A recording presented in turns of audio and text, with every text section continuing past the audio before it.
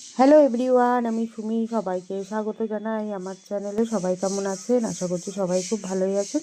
আজকে আমি আপনাদের সাথে শেয়ার করব একটা রেসিপি। তার জন্য এখানে নিয়ে নিয়েছি চিংড়ি মাছ, আর তার সাথে নিয়ে নিয়েছি হচ্ছে কচুরমুখী। এবার কড়াইতে দিয়ে দিচ্ছি হচ্ছে জল দিয়ে হচ্ছে কেটে পরিষ্কার করে রাখা যে কচুরমুখীগুলো ছিল ওগুলোকে হচ্ছে একটু ভালো করে একটু বয়েল করে নেব। এই রেসিপিটা হচ্ছে ভাত, রুটি, পরোটা সব কিছুর সাথেই কিন্তু রেসিপিটা খুব সুন্দর যাবে। আপনারা এভাবে বাড়িতে করে তৈরি করে নেবেন। কচুরমুখীগুলোকে দিয়ে দিয়েছি জলের মধ্যে, দিয়ে এগুলোকে সাথে একটু পরিমাণ মতন লবণ দেবো। লবণ দিয়ে এটাকে হচ্ছে একটু পুরো সেদ্ধ করবো না, একটু ভাপিয়ে নেবো জাস্ট।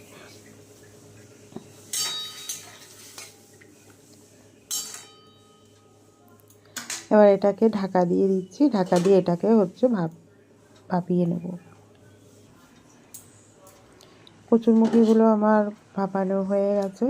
এবার এগুলোকে জলের থেকে তুলে নিচ্ছি।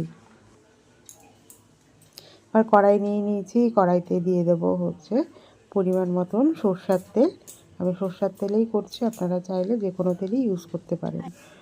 সরষের তেলটা দিয়ে তেলটাকে ভালো করে আগে একটু গরম হতে দেবো। তেলটা যখন গরম হয়ে যাবে তখন আমি এর মধ্যে অ্যাড করে দেবো হচ্ছে গোটা জিরে দিলাম, আর তার সাথেই দিয়ে দিচ্ছি হচ্ছে চিংড়ি মাছগুলোকে দিয়ে পরিষ্কার করে রেখেছিলাম।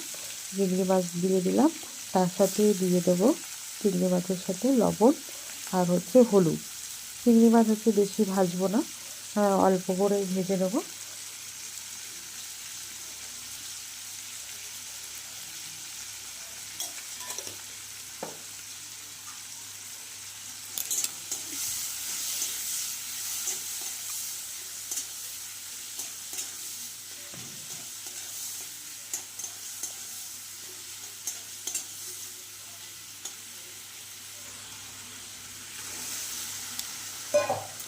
চিংড়ি মাছটা ভাজা হয়ে গেছে। এবার এর মধ্যে হচ্ছে দিয়ে দিচ্ছি হচ্ছে ভাপিয়ে রাখা কচুরমুখীগুলো।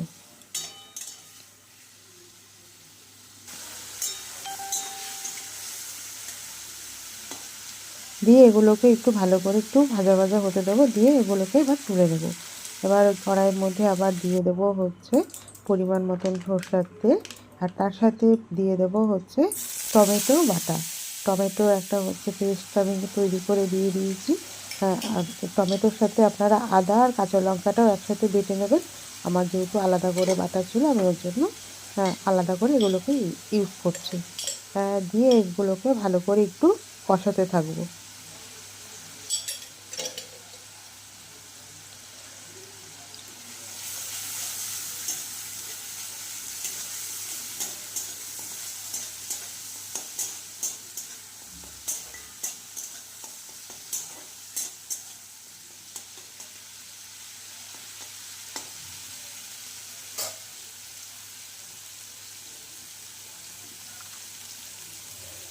এগুলো যখন একটু ভালো করে ভাজা ভাজা হয়ে যাবে তখন আমি এর মধ্যে অ্যাড করে দেবো হচ্ছে গুঁড়ো মশলা। দিয়ে দিলাম হচ্ছে হলুদের গুঁড়ো, তার সাথে দিয়ে দিচ্ছি হচ্ছে ধনের গুঁড়ো। কালার ভালো আসে যাতে তার জন্য দিয়ে দিলাম কাশ্মীরি লঙ্কার গুঁড়ো, আর পরিমাণ মতন লবণ। সামান্য জল দিয়ে এবার মশলাগুলোকে ভালো করে কষিয়ে নেব।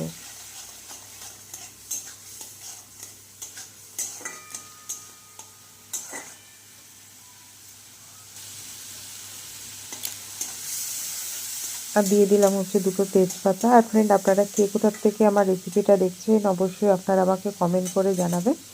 আর আমার চ্যানেলটাকে কেউ নতুন ভিজিট করে থাকে চ্যানেলটাকে একটু সাবস্ক্রাইব করে দেবেন। এবার মশলাটা কষানো হয়ে গেছে। এবার এর মধ্যে দিয়ে দিলাম হচ্ছে ভিজে রাখা চিংড়ি মাছ, আর হচ্ছে সেদ্ধ করে ভেজে রাখা কচুরমুখীগুলো দিয়ে এটাকে একটু মশলার সাথে ভালো করে একটু কষিয়ে নেবো। মশলার সাথে যখন এটা ভালো করে একটু কষানো হয়ে যাবে, সবগুলো যখন একটু ভালো মতন ভাজা ভাজা হয়ে যাবে, তখন আমি এর মধ্যে অ্যাড করে দেব হচ্ছে পরিমাণ মতন জল। জলটা আপনারা আপনাদের প্রয়োজন অনুযায়ী দেবেন।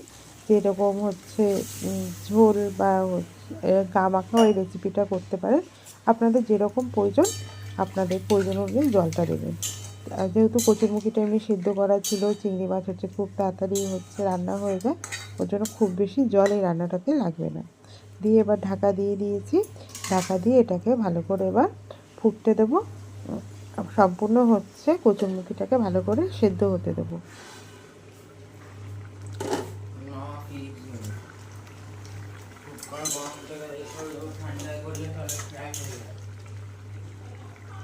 এগুলো হচ্ছে আমি চেক করে নিলাম, কচুরমুখিটা আমার ভালো করে সেদ্ধ হয়ে গেছে।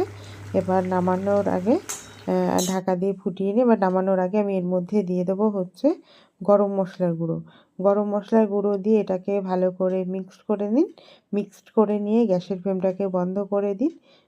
বন্ধ করে কিছুক্ষণ স্ট্যান্ডিং টাইমে রেখে দিন। রেখে দিয়ে গরম গরম ভাত বা রুটি পরোটার সাথে আপনাদের যার যেটা পছন্দ সেটার সাথে পরিবেশন করুন। আর উপর থেকে কিছুটা আমি ধনেপাতা কুচি দিয়ে দিচ্ছি।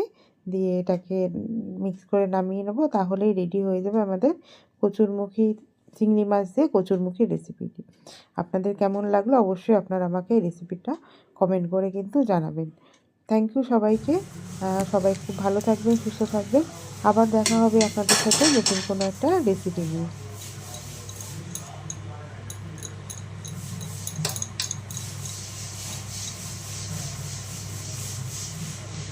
টাটা সবাইকে।